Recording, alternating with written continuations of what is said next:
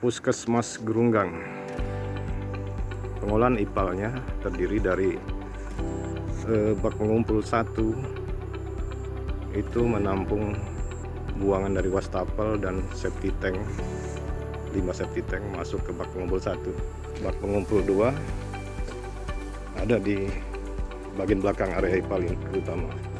Itu yang hitam, bak pengumpul 2 menampung air buangan dari wastafel, lantai kamar mandi dan lain-lain masuk ke bak pengumpul 2. Bak pengumpul ketiga ada di sisi kanan area IPAL utama. Ini sebagai penampungan dari buangan dari poli gigi. Setiap bak pengumpul ini di dalamnya kita siapin pompa transfer sesuai dengan namanya. Bak pengumpul 1 transfer 1, pengumpul 2 transfer 2, pengumpul 3 transfer 3 sebagai penanda pada panel unit IPAL. Unit IPAL beroperasi secara otomatis dan manual. Bila kita mau manual per item, nanti kita diputar switchingnya satu persatu. Bila mana bak pengumpul 1 berisi dan sensor akan membaca, maka transfer pompa 1 akan menyala, ditandai dengan pengiriman limbah dari bak pengumpul 1 yang akan ditransfer melalui pompa celup 1 menuju ke bak ekualisasi yang pertama, kucuran air sesuai dengan arah baknya masing-masing. Bila kita nyalakan transfer pump 2, maka limbah yang akan dikirim dari bak pengumpul 2 akan dikirim ke bak ekualisasi yang kedua, akan mengirimkan sinyal kucuran air. Begitu juga transfer pump 3 yang dari poli gigi. Bila tidak menyala, berarti limbah yang di bak pengumpul 3 tidak mencukupi, maka transfer pump tidak menyala. Tapi kalau limbahnya mencukupi, maka lampu indikator akan menyala dan pompa akan mengirimkan limbah ke ekualisasi. Langkah kedua adalah inlet pump. Inlet pump adalah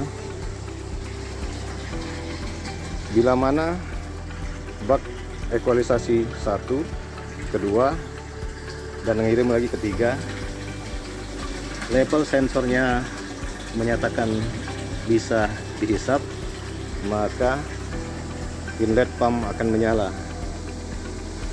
Inlet pump ini bisa ya kita putar. Nah, sekarang belum menyala karena level airnya tidak mencukupi. Nanti kita coba dengan rekayasa mencukupi. Bak ekualisasi sekat ketiga bila tercukupi, maka sensor akan membaca dan memerintahkan pompa inlet untuk bekerja. Pompa inlet akan menghisap air dari bak ekualisasi yang ketiga untuk dikirim ke tangki reaktor yang pertama. Ini ditandai dengan kucuran air yang berada di tangki pertama. Sekarang airnya sudah penuh. Ini kucuran airnya bahwa dia sudah mengirim. Bila terisi penuh, maka akan mengirim ke bak sebelahnya, tangki reaktor ke sebelahnya secara otomatis.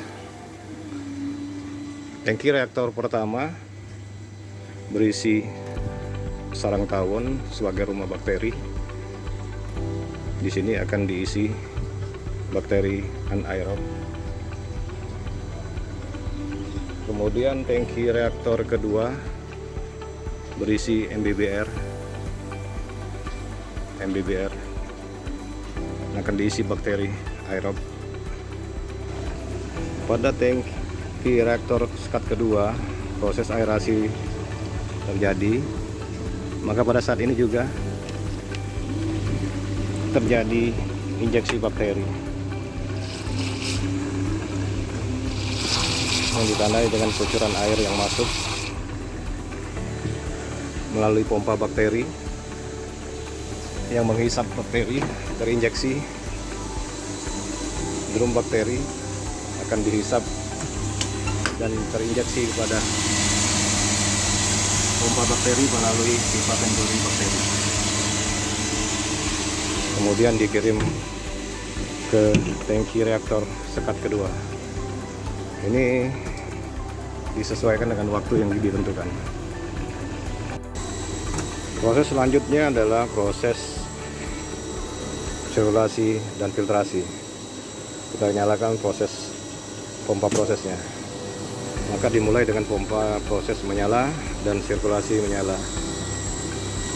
Sirkulasi adalah air pada tangki reaktor yang sekat ketiga bila mencukupi dan terbaca oleh sensornya penuh, maka akan dihisap pompa proses,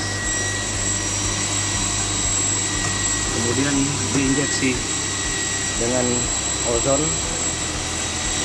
Setelah itu diteruskan melalui UV, kemudian masuk lagi ke tangki reaktor ketiga. Pada proses ini selama 15 menit kita coba pada saat ini. Terus menerus dia berputar selama 15 menit, injeksi ozon dan UV. Lampu UV menyala ditandai dengan balasnya menyala.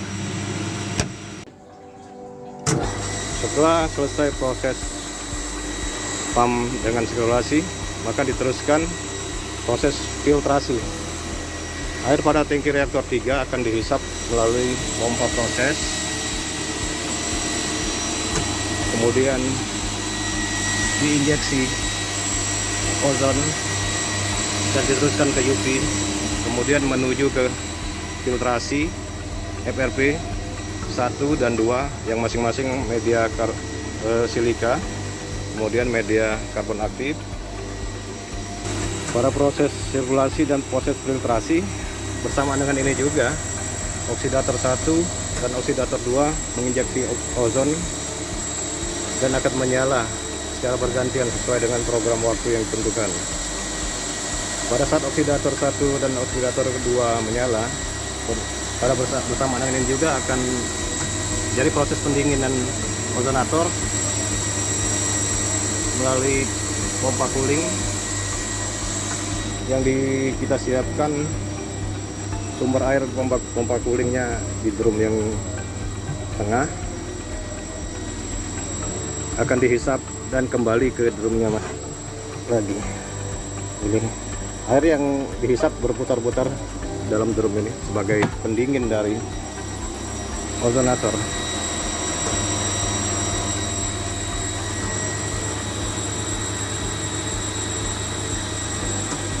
Dia akan bekerja secara bergantian sesuai dengan waktu yang ditentukan.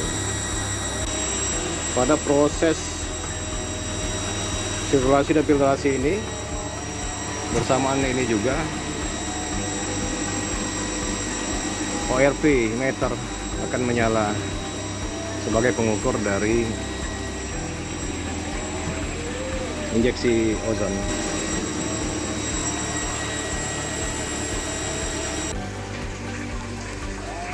Bila waktunya sudah selesai, maka proses selanjutnya ada proses backwash. Proses backwash ini bila mana program waktunya yang kita nyalakan dari jam 8 pagi, kemudian kita jeda jam 12, maka pada saat itulah terjadi proses backwash. Proses backwash itu adalah backwash cuci balik FRP 1 dan FRP 2 agar kinerjanya terjaga. Ini kita cobakan per item, ditandai dengan lampu indikator backwash 1 akan menyala, maka pompa backwash akan mengambil sumber dari air bersih yang kita tampung pada drum yang pertama, akan dihisap oleh pompa backwash untuk mencuci FRP1. Ini ditandai dengan kucuran air buang di tangki eksternalisasi. Bila tank backwash FRP1 nya selesai, akan pindah secara otomatis ke backwash FRP2. FRP2 yang berisi karbon aktif akan dicuci balik, kemudian air buangnya dikirim ke eksternalisasi sekat pertama. Proses ini kita buat untuk sementara dalam 1 menit. Seterusnya dilanjutkan ke difiltrasi lagi melalui filter PP 10 inci 2 dan ditandai air yang mengalir ke inlet dengan diukur ada flow meter yang berputar, kemudian dibuang ke kolam indikator.